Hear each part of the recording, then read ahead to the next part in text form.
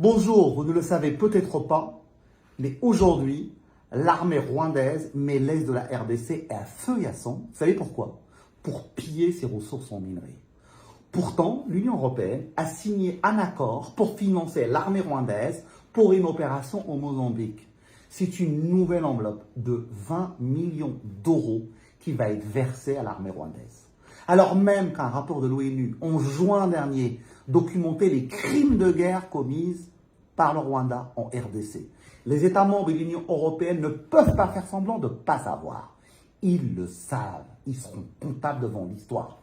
La lutte contre les groupes djihadistes au Mozambique est une noble cause, mais ça ne doit pas être l'occasion, ça ne doit pas être le prétexte de légitimer des criminels de guerre. Alors comment l'Union européenne, le haut représentant Joseph Borrell, sa successeur, Madame Kallas, peuvent-ils se féliciter d'un tel accord?